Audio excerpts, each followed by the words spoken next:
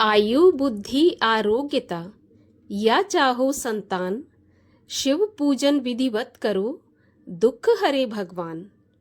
आप सभी श्रोताओं को प्रदोष व्रत की हार्दिक शुभकामनाएं। भगवान शिव की कृपा आप पर और आपके परिवार पर हमेशा बरसती रहे। स्वागत है आपका हमारे चैनल पर। आज के इस वीडियो में हम आपको सुनाएंगे शनिवार प्रदोष व्रत की कथा। शनिवार प्रदोष व्रत की कथा सुनाने से पहले हम आपको शनिदेव की कथा भी सुनाएंगे। शनिदेव की कथा शनिवार प्रदोष व्रत के दिन सुनने से हमें शनिदेव की अशुभ दृष्टि का सामना नहीं करना पड़ता है। इसके अलावा भगवान शिव और शनिदेव दोनों की ही कृपा प्राप्त होती है, क्योंकि भगवान शिव शनिदेव के गुरु हैं और शनिवार के दिन जब प्रदोष होता है तो शनिदेव और भगवान शिव दोनों ही कृपा बरसाते हैं, प्रसन्न होते हैं। तो पहले हम सुनेंगे शनिदेव की कथा, उसके बाद श्रवण करेंगे शनिवार प्रदोष व्रत की कथा। तो चलिए शुरू करते हैं शनिदेव की कथा। एक समय सूर्य, चंद्रमा, मंगल, बुध, बृहस्पति, शुक्र, शनि, राहु और केतु, इन सभी ग्रहों में आपस में झगड़ा हो गया और सभी कहने लगे कि हम सब में से बड़ा कौन है। सब अपने आप को बड़ा कह रहे थे। जब आपस में कोई निर्णय नहीं कर सके तो सबके सब आपस में झगड़ते हुए इंद्र के पास गए और कहने लगे कि आप तो सभी देवताओं के राजा हो, इसलिए आप ही हमारा न्याय करके हमें बताओ कि हम 9 ग्रहों में से सबसे बड़ा कौन है। राजा इंद्र तो इनका प्रश्न सुनकर घबरा गए और कहने लगे कि मुझ में इतना सामर्थ्य नहीं है जो मैं किसी को बड़ा या छोटा बताऊं। मैं अपने मुख से कुछ नहीं कह सकता। हाँ, एक उपाय बता सकता हूँ। इस समय पृथ्वी पर राजा विक्रमादित्य दूसरों के दुखों का निवारण करने वाले हैं, इसीलिए तुम सभी मिलकर उन्हीं के पास जाओ, वही तुम्हारे दुखों का निवारण कर सकते हैं। ऐसा वचन सुनकर सभी ग्रह देवता चलकर भूलोक में राजा विक्रमादित्य की सभा में जाकर उपस्थित हुए और अपना प्रश्न राजा के सामने रखा। राजा उनकी बात सुनकर बड़ी चिंता में पड़ गए कि मैं अब अपने मुख से किसको बड़ा और किसको छोटा कह दूं। जिसको छोटा बताऊंगा वही क्रोध करेगा, परंतु उनका झगड़ा तो निपटाना ही था। तो झगड़ा निपटाने के लिए विक्रमादित्य ने एक उपाय सोचा। उन्होंने सोना, चांदी, कांसा, पीतल, शीशा, रांगा, जस्ता, अभ्रक और लोहा, इन 9 धातुओं के 9 आसन बनवाए। सब आसनों को क्रम से, जैसे सोना सबसे पहले और लोहा सबसे बाद में, इस प्रकार से बिछाया गया। इसके पश्चात राजा ने सभी ग्रहों से कहा कि आप सब अपने अपने सिंहासनों पर बैठ जाइए। जिसका सिंहासन सबसे आगे होगा वह सबसे बड़े और जिनका सबसे पीछे वह सबसे छोटा समझिए। अब लोहा सबसे पीछे था और वह शनिदेव का आसन था, तो शनिदेव समझ गए कि राजा ने मुझको सबसे छोटा बना दिया। इस पर शनिदेव को बड़ा क्रोध आया और कहा कि राजा, तू मेरे पराक्रम को नहीं जानता। सूर्य 1 राशि पर 1 महीना, चंद्रमा 2.25 दिन, मंगल 1.5 महीना, बृहस्पति 13 महीने, बुध और शुक्र 1 महीने, परंतु मैं 1 राशि पर 2.5 अथवा 7.5 साल तक रहता हूँ। बड़े बड़े देवताओं को भी मैंने भीषण दुख दिया है। राजन सुनो, जब राम जी को 7.5 आई तो उन्हें वनवास हो गया, और जब रावण पर आई तो राम ने लक्ष्मण के साथ सेना लेकर लंका पर चढ़ाई कर दी और रावण के कुल का विनाश कर दिया। हे राजा, अब तुम सावधान रहना। राजा कहने लगा, जो कुछ भाग्य में होगा देखा जाएगा। उसके बाद अन्य ग्रह तो प्रसन्नता के साथ चले गए, परंतु शनिदेव बड़े क्रोध के साथ वहां से पधारे। कुछ समय व्यतीत हो गया और जब राजा पर 7.5 की दशा आई तो शनिदेव घोड़ों के सौदागर बनकर अनेक सुंदर घोड़ों के साथ राजा की राजधानी में आए। जब राजा ने सौदागर के आने की खबर सुनी तो अपने अश्वपाल को अच्छे अच्छे घोड़े खरीदने की आज्ञा दी। अश्वपाल ऐसी अच्छी नस्ल के घोड़े देखकर और उनका मूल्य सुनकर चकित हो गया और तुरंत ही राजा को सूचना दी। राजा उन घोड़ों को देखकर एक अच्छा सा घोड़ा चुनकर सवारी के लिए उस पर चढ़ गया। राजा के घोड़े की पीठ पर चढ़ते ही घोड़ा जोर से भागा। घोड़ा बहुत दूर एक बड़े जंगल में जाकर राजा को छोड़कर गायब हो गया। इसके बाद राजा अकेला जंगल में भटकता फिरता रहा।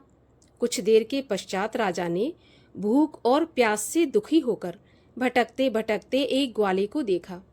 ग्वाले ने राजा को प्यास से व्याकुल देखकर पानी पिलाया। राजा की उंगली में एक अंगूठी थी, सो राजा ने उसे निकालकर प्रसन्नता के साथ उस ग्वाले को दे दी और स्वयं शहर की ओर चल दिया।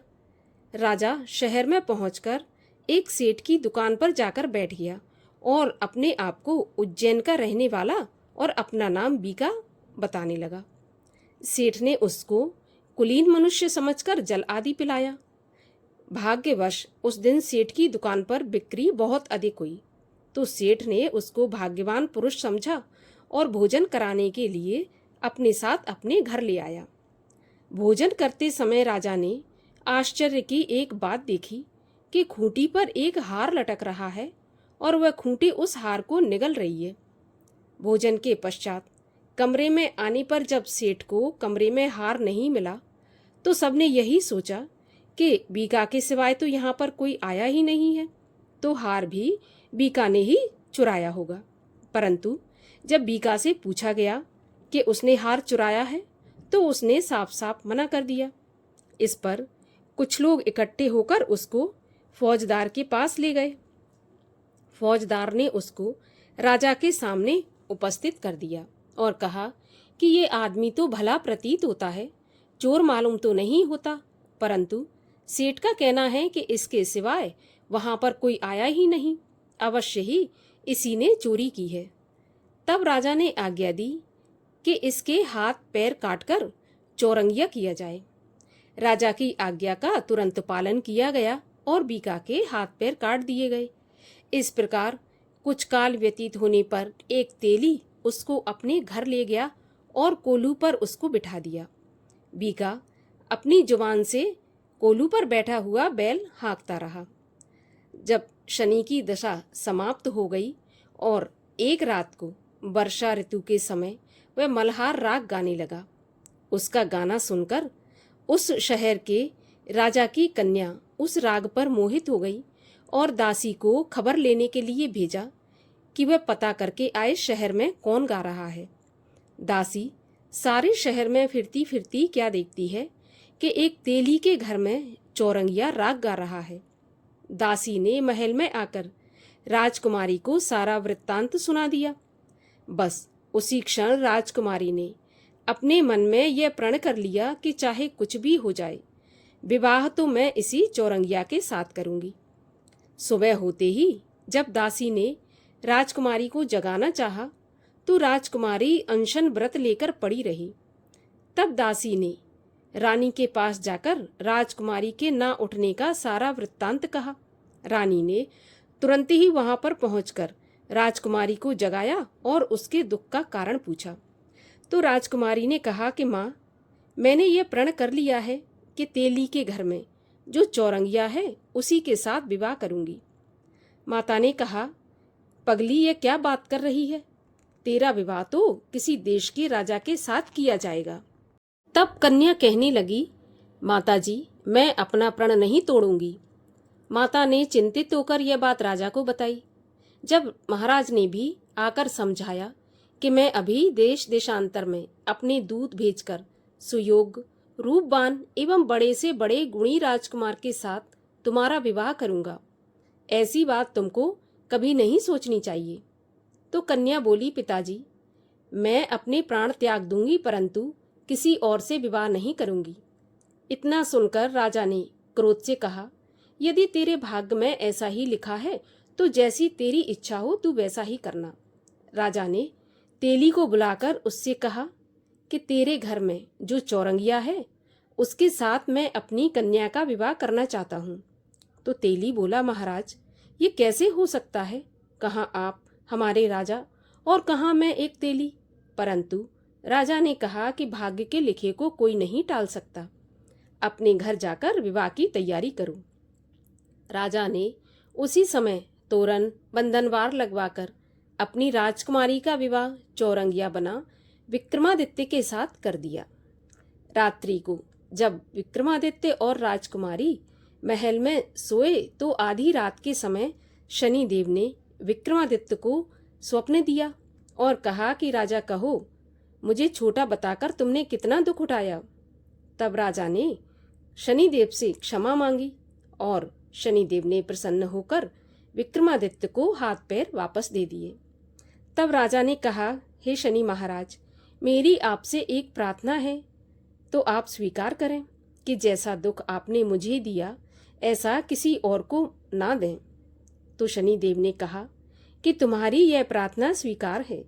जो मनुष्य मेरी यह कथा सुनेगा या कहेगा उसको मेरी दशा में कभी किसी प्रकार का दुख नहीं होगा, और जो नित्य ही मेरा ध्यान करेगा या चींटियों को आटा डालेगा उसके सभी मनोरथ पूर्ण होंगे। इतना कहकर शनिदेव अपने धाम को चले गए। राजकुमारी की आंख खुली और उसने राजा के हाथ पांव सलामत देखे तो उसको बड़ा आश्चर्य हुआ। उसको देखकर राजा ने अपना सारा हाल कहा कि मैं उज्जैन का राजा विक्रमादित्य हूँ। यह बात सुनकर राजकुमारी अत्यंत प्रसन्न हुई।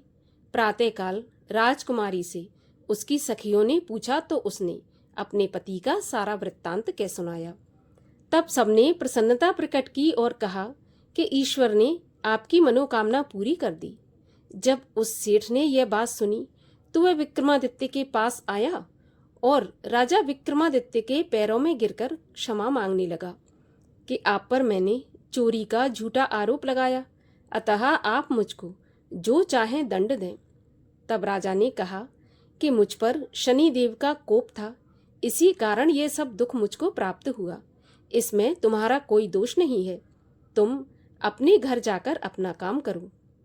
तब सेठ बोला कि मुझे तभी शांति मिलेगी जब आप मेरे घर चलकर प्रीतिपूर्वक भोजन करोगे।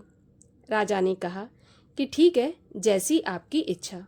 सेठ ने अपने घर आकर अनेक प्रकार के सुंदर भोजन बनवाए और राजा विक्रमादित्य को प्रीति भोज कराया। जिस समय विक्रमादित्य भोजन कर रहे थे, एक अत्यंत आश्चर्य की बात सबको दिखाई दी कि जो खूंटी पहले हार निगल रही थी, अब वह हार उगल रही है। जब भोजन समाप्त हो गया तो सेठ ने हाथ जोड़कर बहुत सी मोहरें राजा को भेंट की और कहा कि मेरे श्री कंवर नाम की एक कन्या है, आप उसका पाणी ग्रहण करें। इसके बाद सेठ ने अपनी कन्या का विवाह राजा विक्रमादित्य के साथ कर दिया और बहुत सा दान दहेज दिया। इस प्रकार कुछ दिनों तक वहां निवास करने के पश्चात विक्रमादित्य ने शहर के राजा से कहा कि अब मेरी उज्जैन जाने की इच्छा है। फिर कुछ दिन के बाद विदा लेकर राजकुमारी मनभावनी और सेठ की कन्या श्री कंवरी तथा दोनों जगह के दहेज में प्राप्त अनेक दास दासी रथ और पालकियों सहित विक्रमादित्य उज्जैन की तरफ चल पड़े। जब शहर के निकट पहुंचे और नगर वासियों को राजा के आने का समाचार ज्ञात हुआ तो समस्त उज्जैन की प्रजा अगवानी के लिए आई। तब बड़ी प्रसन्नता से राजा अपने महल में पधारे। सारे शहर में बड़ा भारी महोत्सव मनाया गया और रात्रि को दीपमाला की गई। दूसरे दिन राजा ने शहर में यह सूचना कराई कि शनि देवता सभी ग्रहों में सबसे ऊपर हैं। मैंने इनको छोटा बताया, इसी से मुझे दुख प्राप्त हुआ है। इस कारण सारे शहर में सदा शनिदेव की पूजा और कथा होने लगी। राजा और प्रजा अनेक प्रकार के सुख भोगती रही। जो कोई शनिदेव की इस कथा को पढ़ता है या सुनता है, शनिदेव की कृपा से उसके सभी दुख दूर हो जाते हैं। बोलिए शनिदेव की जय।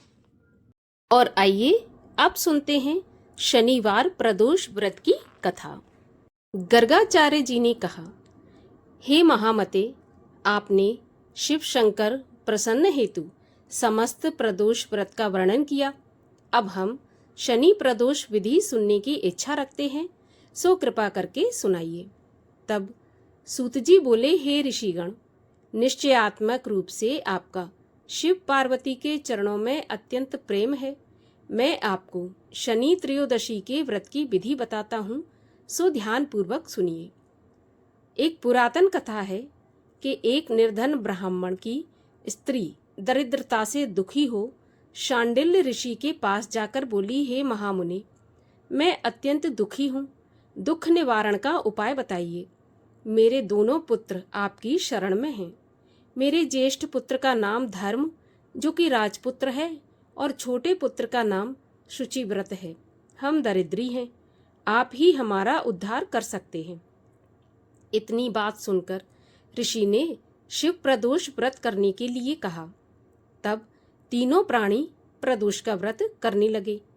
कुछ समय के पश्चात प्रदोष व्रत आया। तीनों ने व्रत का संकल्प लिया।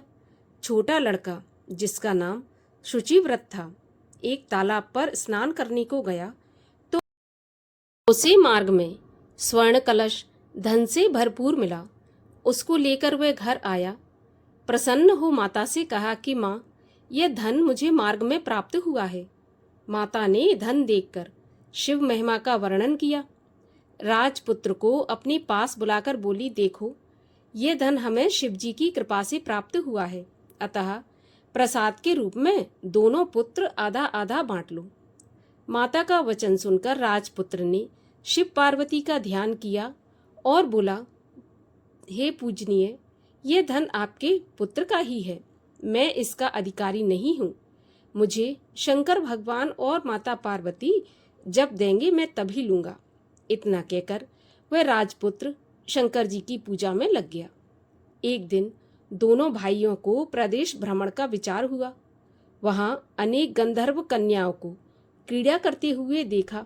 उन्हें देखकर शुचिव्रत ने कहा, भैया, अब हमें इससे आगे नहीं जाना चाहिए।